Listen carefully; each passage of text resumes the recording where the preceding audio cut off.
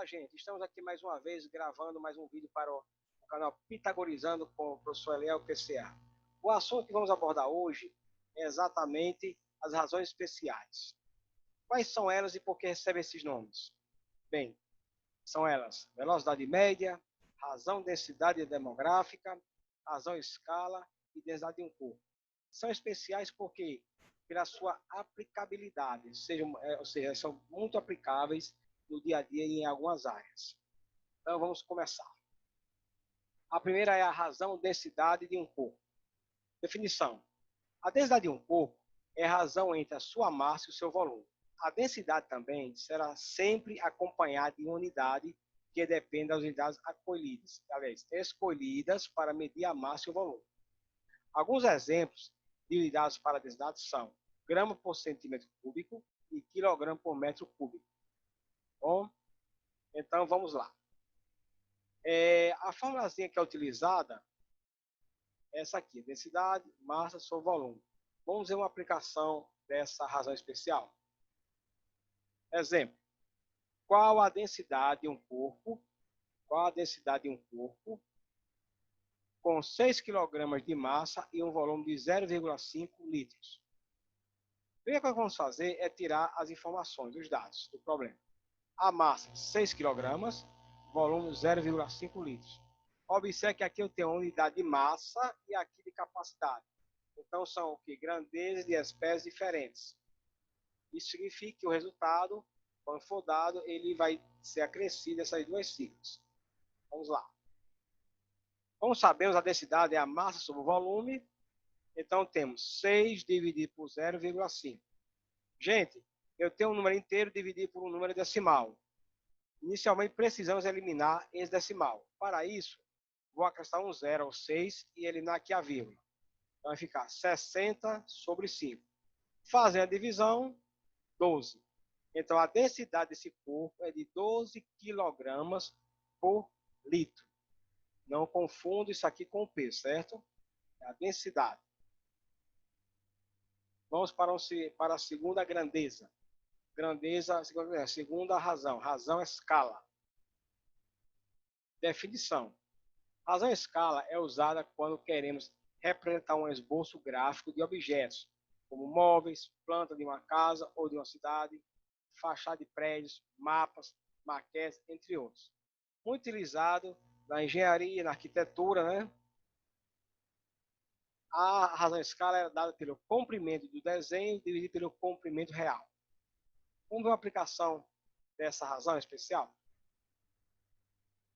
A sala do 7º ano da escola Dr. Adilson Bezerra de Souza tem 8 metros de comprimento. 8 metros de comprimento. Essa medida foi apresentada no projeto por 4 centímetros. Qual foi a escala usada nesse projeto? Bem, tirando as informações, eu sei que o comprimento do desenho é 4 centímetros. E o comprimento real é 8 metros. Pessoal, como aqui a razão escala, ela é composta por grandezas de mesma espécie. Grandeza comprimento, grandeza comprimento. Porém, aqui estão em unidades diferentes. Então, o que é preciso? É preciso que eu transforme esses metros para centímetros. Nós sabemos que um metro corresponde a 100 centímetros. Então, 8 metros, 8 vezes 100, 800 centímetros. Mesma unidade, estão compatíveis. Então, quando eu for resolver, automaticamente essas siglas vão desaparecer. Bem, a razão escala é o comprimento do desenho dividido pelo comprimento real da figura. Nós temos que, para o comprimento real, para o comprimento do desenho, nós temos 4 centímetros.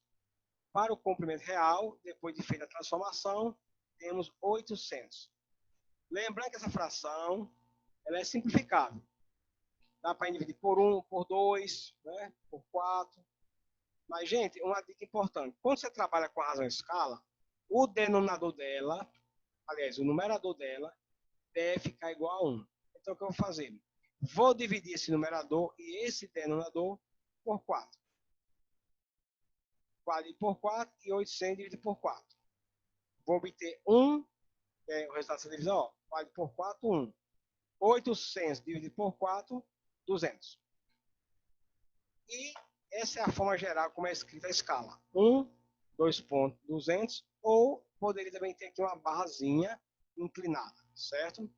Uma observação importante desse resultado: a escala 1/200 significa que 1 centímetro do desenho corresponde a 200 centímetros real, ou seja, a 2 metros do real. Gente, o que significa isso? Quer dizer que cada centímetro que ele desenhar lá no papel é a mesma coisa que ele está representando 2 metros do comprimento real dessa sala. Bom, vamos agora para a próxima razão especial. Razão velocidade média, muito conhecida, né? Vamos ver aqui a definição. É a razão entre a distância percorrida por um corpo e o tempo gasto para percorrer. Exemplos de unidades para a velocidade média: quilômetro por hora, metro por segundo, entre outros, tá bom? Gente, a velocidade média, sim, ela é dada, ó, distância percorrida pelo tempo gasto. A velocidade média ela é composta por duas grandezas de espécies diferentes. Uma é a espécie que fala sobre o comprimento, né? Pode ser quilômetros, metros, centímetros, decímetros, né? E a outra grandeza é a grandeza tempo. Pode ser dada em horas, minutos, segundos, entre outros. Então, por isso que quando você resolve a razão velocidade, o resultado dela sempre é acompanhado de uma unidade de comprimento por uma unidade de tempo. Então, veremos agora um exemplo sobre essa razão velocidade média. Bom, exemplo: um trem percorre uma distância de 453 km em 6 horas. Qual foi a velocidade média do trem nesse percurso? Bem, aqui eu tenho as informações. Distância, 453 km, tempo gasto, 6 horas. Velocidade média, ΔS sobre ΔT. Alguns estão assim, estranhando essa siglazinha aqui. Essa C que eu estou usando aqui é ΔS e ΔT. Ela é muito mais conhecida para os alunos que fazem ensino médio, porque na área de física você trabalha muito com isso aqui. Mas vamos ver o que significa. Esse ΔS, gente, nada mais é do que a distância percorrida, ou seja, os 453 quilômetros. E o ΔT representa o tempo de corrida, no caso, as 6 horas.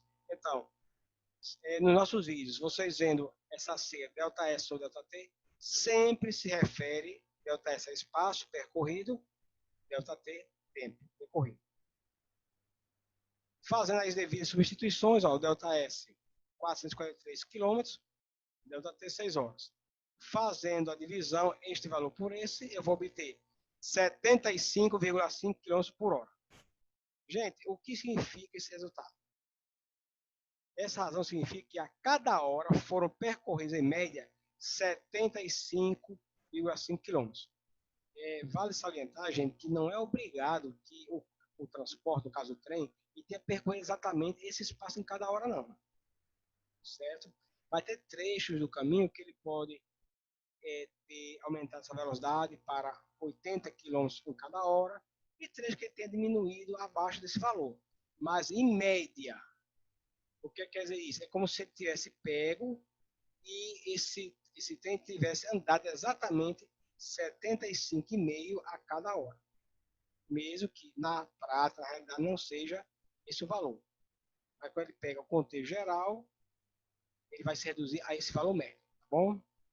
Vamos agora para a nossa última razão especial, a razão densidade demográfica.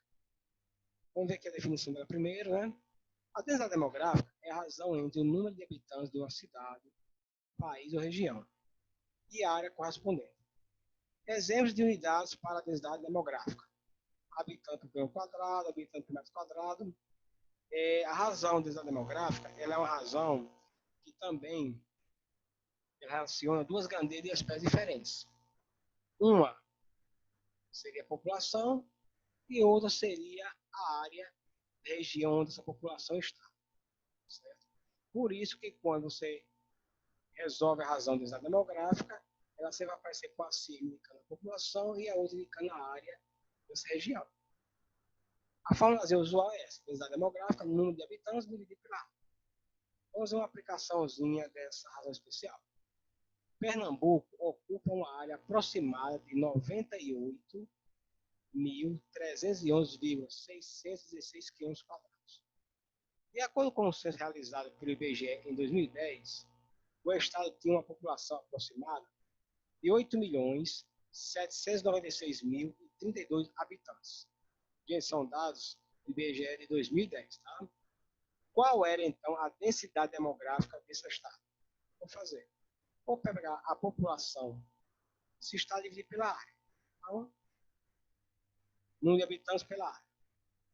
Habitantes, 8.796.032 habitantes, área 98.311,616 quilômetros. Quando eu faço a divisão, eu obtenho 89,47 habitantes por quilômetro quadrado. Vale salientar uma coisinha, gente. Esse resultado que nós obtemos aqui, se vocês tiverem curiosidade de fazer aí, vocês vão observar que vai dar um número decimal. Então, aqui eu fiz um arredondamento.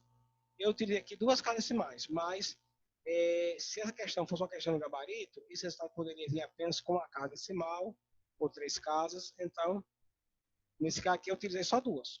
Se eu fosse dar só uma casa decimal após a vírgula, eu teria arredondado para 89,5. Por quê? Porque a segunda casa decimal é um 7 e ela é maior que 5. E quando a gente faz o arredondamento, que a casa de referência, que no caso aqui seria a segunda, é maior que 5, significa que eu devo aumentar uma unidade a casa anterior, no caso aqui o 4. Então o 4 eu passaria de 4 para 5, tá bom? E a gente pode interpretar esse resultado da seguinte forma. A densidade demográfica do estado de Pernambuco era de 89,47 habitantes por quilômetro quadrado, aproximadamente. Primeira coisa para a gente comentar. Isso aqui está falando de população, de pessoas, né? Então, eu não tenho 89 pessoas e um pedaço dela, né?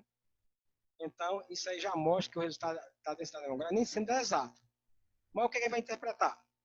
Que existe aproximadamente essa quantidade de pessoas, ou seja, ou 89 ou 90 pessoas aproximadamente em cada quilômetro. Mas será que isso é real? Será que se eu pegar a região e dividir em quadrados, e 1 quilômetro de lá, eu vou ter exatamente essa quantidade de pessoas? Também não. É a mesma situação do trem. É apenas uma média. É como se eu pegasse a região, dividisse em quadrados iguais e colocasse a mesma quantidade de pessoas em cada quadrado desse. Só que na realidade não acontece isso. Poderia ser que numa região dessa eu tivesse uma única pessoa e na outra 10 mil pessoas, por exemplo. Então, é apenas uma média. Tá bom? E aqui, gente, chegamos ao final deste vídeo. Espero que tenham gostado e os próximos vídeos estão vindo por aí. Até a próxima. Fique conosco.